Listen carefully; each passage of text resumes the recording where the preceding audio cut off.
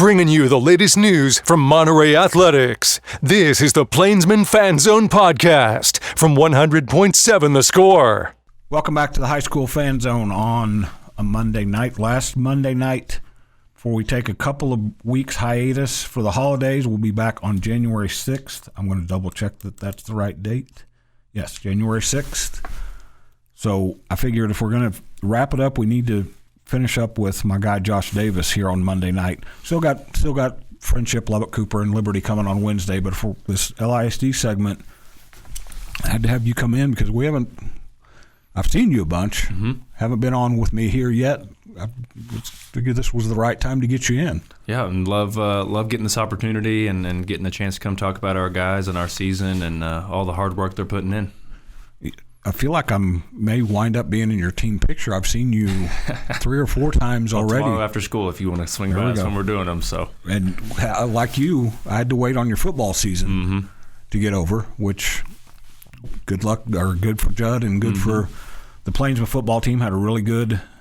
Made a nice push towards the end there, which we'll talk about how that's going to help you guys' confidence. Since you got them back, I tallied this up the other day when I covered your game at Tascosa. You've won 6 out of 7? 6 out of 8, something like that? Out of 8, yeah. Lost to Crowley and then Tascosa on Tuesday. And then really counting kind of those first 2 with Friendship and Wiley, we played without a practice because they played football on Saturday. So we went 0-2 in those, had our chances to beat Wiley, ended up losing by 1. But now that we've at least gotten some practice in us, we're 6-2 since then and heading in the right direction. Give me the numbers now. How many games and how many practices since you got the football? So after Friday night, we're at 9 games and 7 practices. So at some point you like that to. It'll start catching up now, getting into these district weeks where we'll practice 4 times and play twice, and it'll start catching up. But it's definitely been a lot of a new learning curve to adjust with, and really a good test for me and my staff of really being coaches and teachers of the game, and because we lost that preseason time, that non-district time, even a tournament. We've had our guys to go to either San Antonio or Dallas the last couple of years in early November, and didn't have that this year, and so but. I think it's going to work out in our best interest at the end of the day. The guys that really needed some of those varsity reps got them in a heavy dose in those early games and early minutes, and now we're at full strength. And so they've gotten kind of their welcome to the big show moment, and the football guys got theirs in football, and now we're putting it all together and trying to move in that right direction again. And it's ironic that you played Friendship right out of the chute because they were the exact same situation. Paul Page told me this a few years ago and didn't register with me at first. What you guys do in the summer when you've got that many football guys, that's like your preseason because that's when you've got the whole group and they can kind of learn and congeal a little bit. Then you go into football, they kind of scatter. You may have some basketball-only guys, but it takes a while to kind of get the pieces clicked back together. That's where you guys are now. Yeah, and we've got 5 varsity guys coming from football this year that are all key contributors and playing a lot of minutes and carrying a big role. But they're very committed basketball players. They're not football guys who are just kind of coming over to basketball. They're basketball players too, and it's been nice that we've done our conditioning and things like that, but really all we've done is just coach basketball again, and they want to learn and they want to grow and remember, and hey, we did this in the summer that one day, and and building that up again, and it's been nice that that's been a real strength to throw them back out there, and everybody they were ready to play that Monday and Tuesday afterwards, even though they were pretty banged up and sore and bruised, but they were ready to get out there and do it again, and with no practices, had the lead against Wiley in the 4th, and they ended up making 2 free throws at the end with very minimal time for us to get the ball back on the other side, and ended up being the difference. But I was very pleased. I told them it was the most excited I've ever been after a loss, to say, we still haven't practiced, and you should have won tonight. If we can clean up some of this stuff that the conditioning and the timing and all that kind of stuff that just comes with practice that you haven't had yet. That's the weird mix of things, and when you go from football to boys basketball, because you've got guys who are, like you said, banged up. They're in football condition, not basketball condition, and just go play. Just go play these high-level varsity games. Yep. That's not ideal, but coaches like you and Paul Page and every coach around here has to get used to it, because we're not in Dallas. We're not in Houston, where there's not that many guys. You've got to rely on both sports. Yeah, and this group, I think has the chance to be special because the majority of them have played together since they've been little. You told me that the other day. They're literally brothers in some cases, and more so, figuratively brothers. That the majority of them have played together since about fourth grade, with a few guys that have gotten added in here and there as they've gotten older. So, some of that chemistry that you would kind of develop in non-district of working some new guys in, we haven't had to do as much because they're really used to playing with each other, and everybody played last year either together on the varsity or together on the JV, and so there's no new introductions from the outside this year, and we're able to just put those two great pieces of chemistry together now on the varsity level. Plainsmen are 6-11, which talked about this with Devin Griffin when she was in here. To me, the win-loss record at this time of year, you can take it for what it's worth. 6-11, 2-1 in district. Mm-hmm. Great game the other night against Tascosa. I wrote about that on HubStudyPreps.com. It was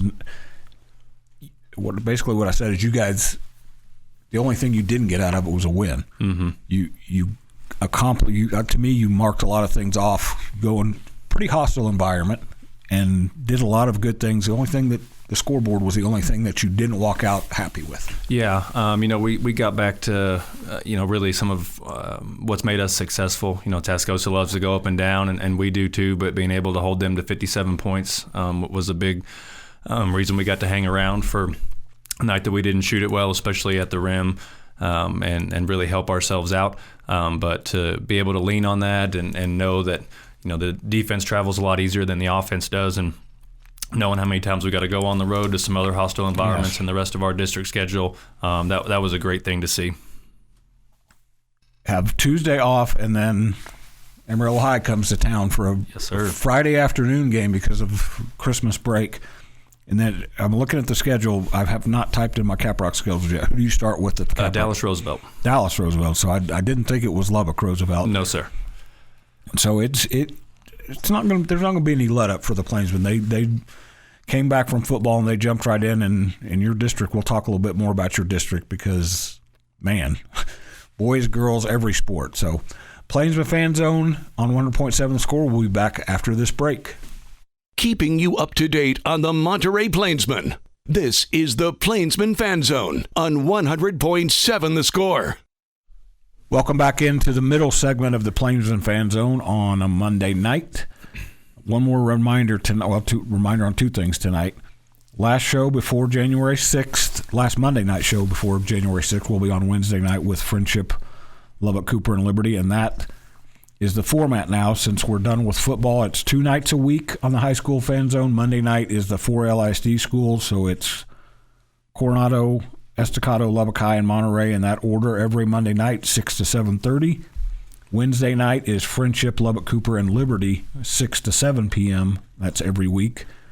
Next week next year, I guess, we'll throw Memorial in that mix. You're a Lubbock guy. When you were growing up, did you ever think that we would be talking about 8 public schools in Lubbock, Texas? Not at all. I remember when I was little, my dad was coaching at Roosevelt, and they had all of the, realignment didn't quite have the effect it does now, and so they had the banners of the other district schools up on the wall in the gym at Roosevelt, and Cooper was in there with Roosevelt as a 2A school when my dad was there, and now it's grown to what it is with 2 campuses that are growing, and Friendship's now doing the same. So if you'd have told me that a long time ago, I probably wouldn't have believed you. So my selfish goal or selfish desire is that 4 or 6 years from now, you'll still be a young coach at that point, that there will be at least 2 of the LISD schools, 2 Lubbock Coopers, 2 Friendships in one district, which will be nice for me because that means I don't have to drive as much. I'm going to guess that you wouldn't mind a few less road trips. Yeah, I think that's not the next realignment in 2 years, but I think that's something that's definitely very feasible in 4 years. the way Liberty's grown, people moving that way, and we'll see what the numbers end up like with Friendship and Memorial when they split. But I think it's very possible that we have 7 or 8 here in town in 4 years in one district, which is great for our district. And the town, it'd be great. I like having the Amarillo schools in the district right now because that means they're not our first round playoff opponent. So that there's a little bit there too of give and take. But with the playoffs splitting like they are now, that changes a lot too. You may be the first coach that I've heard that said you actually like that district, the way the district's configured now, because I mentioned before we went to break that your district is a monster. That's in girls basketball, it's in boys basketball. It's a little bit different in football. It's going to be that way in baseball and softball. It's just 16 games. That's a lot. How big's your family? How big, brothers and sisters wise? I've got one brother, one sister. We got 5. So you're like my family, which was you didn't get tired of each other more than brothers and well. But when you're talking about that big a district, you get tired of seeing like, oh, we got to go to Amarillo again. We got to face those guys. They've got to come down here. So, but like you said, it's good for you in terms of you don't see them in the first round, but boy, they're going to get you ready for the playoffs. And I think playing them in the 2 district games knocks a little bit of the edge off. We schedule. I'm always talking to Coach Jackson and Coach Pillion. We always try to get them on the schedule. Yep. I had them the last couple of years before we moved into the district together. But where like a few years ago when we did meet Amarillo again in the 3rd round, where it didn't quite feel like David and Goliath so much, right. And they're big bad ranked Amarillo that we've already played and it's been a close game. That if that does happen again in the playoffs in the 3rd round with whoever it is, you've already you're not quite as intimidated or, oh my gosh, we've already played twice and here were the results, and we can immediately, hey, here's what we didn't do well that was got to change for tonight, and you've got a lot to go on as opposed to some of those other years. We're talking between the breaks. You're not a coach who's going to – you said a family member was asking you about playing a game that a body bag game is what they used to call it in SEC football, a game where that you're going to win. That's not your – that's not your approach. Absolutely not. I don't. For me, it's 2 reasons. Number one, I don't think it really is going to develop us the way that I want them to be developed, especially in non-district leading up to our district games, and then as you mentioned with the kind of stacked nature of our district this year. But I want our program to be mentioned as one of those that people we don't want to schedule Monterey. And if we're not going to get to that level unless we beat the guys that are in that group right now, when we schedule them on purpose and we go take care of our business. And there's business to take care of just once this week, but it's pretty tricky business because Amarillo High comes to town. Your girls are going to get a lot of the attention that night because it's Monterey, or that day, Monterey against Amarillo High, which is girls basketball has become as big a rivalry as, but that boys game is pretty important too. Has a chance to be pretty entertaining. That is 5 p.m. Friday at the new box before Monterey heads into their Christmas break, and then they play Dallas Roosevelt in the first round of the Caprock, which I assume is at home. Mm-hmm. Always get your home game first. We'll be back to talk more with Josh Davis on the Plainsman Fan Zone after this break on 100.7 The Score. The Plainsman Fan Zone on 100.7 The Score. Game on, Plainsman. Welcome back to the final segment of the Plainsman Fan Zone on 100.7 The Score. I'm with Josh Davis. I didn't think about this until we started the show tonight. There was 3 LISD graduates on here tonight because you had Devin Griffin, Reggie Gibbs, and you. Mm-hmm. So that I mentioned this to Devin. That says something about basketball that's played in Lubbock and the fact that people come back and coach in LISD. That tells you something about coming home. Yeah, and I don't take it for granted that I'm in charge of my old program.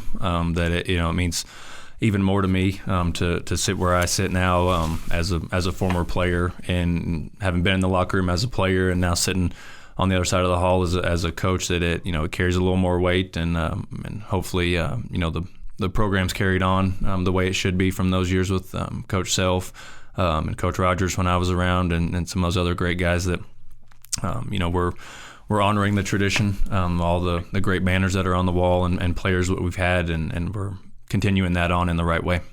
We're going to talk a little bit about one of those guys, what you guys have coming up Friday. You played for Vic Self all 4 years? Yes, sir.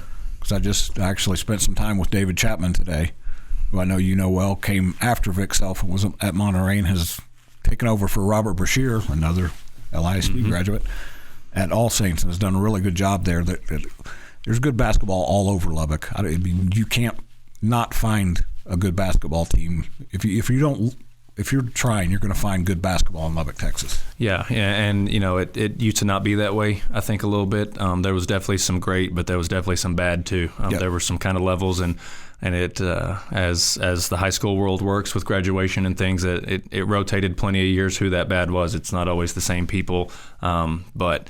This day and age, so many young kids are really, committed to getting better and working on their skills that now, especially with our big district, it's the same way that anybody can beat anybody on any night with the skill level that's grown in our area.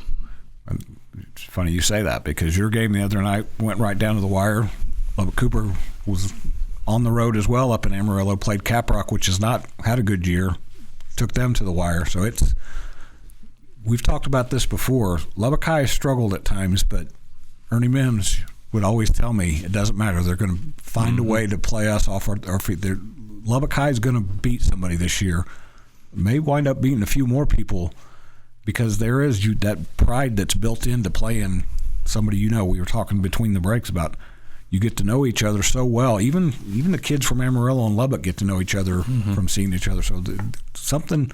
We were talking about family. At some point, you like to beat your brother. Oh yeah, and it's nice to, as you mentioned, Coach Mims. Him and I were great friends. Our kids were in the same daycares and things. So there was always a little added to that Monterey Coronado one. Besides it already being the rivalry that it is.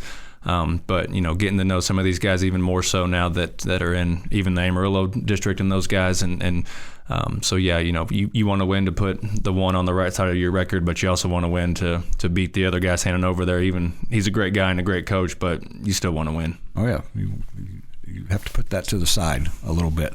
I want you to talk a little bit about your guys before we get out of here. I'm going to tell you the guy who catches my attention the times I've watched you. And I don't remember him being prominent last year. Maybe I just wasn't paying attention. But Elijah Smothers, that kid can play. Not to pick at a negative, but the thing that changed that game a little bit is he went cold, which shooters get hot, shooters get cold. He missed a lot of shots at the end against Tascos. Otherwise, we might have been talking about a different outcome, but he's really impressed me with what he's able to do. Yeah. He's one in a group that are moving up from our JV that went 25-3 last year, and 2 of those 3 losses were to varsity teams. They played Estacado and Brownfield's varsity in the Brownfield tournament last year that just finished up. Had their chances to beat Brownfield, kind of crumbled a little bit late, but only lost one, JV comparison game last year. And they really took it to heart this summer, all those guys that said, hey, that success is great, but it doesn't transfer to the varsity level just because you showed up now, that you got to still come up and really work in the summer and things like that. And he's one in a group that comes and gets on the shooting machine and wants to watch film and wants to be coached, and that's where really their success has come from recently. It's also a walking quote machine. I don't know if he learned that from Josh Davis. I've tried to stop that for a long time. I'm not successful at that, clearly. Speaking of the Brownfield tournament, you LISD coaches need to talk Meeks and JJ and Dr. Rollo into getting you a gym like that Brownfield gym. That's the most incredible thing I've ever seen. It is incredibly nice. Yeah, I've been working on it for a couple years. There you go. So be ready for another tax rate hike so we can get a new gym, LISD. Well, the new box is still pretty nice, and it's going to be home Friday night or Friday afternoon, Amarillo High, Monterey. Not only 2 good basketball games that will come up at the end here. You're going to retire Josh Washington's jersey. So big night at the new box. We'll be back Wednesday night on the High School Fan Zone on 100.7 The Score.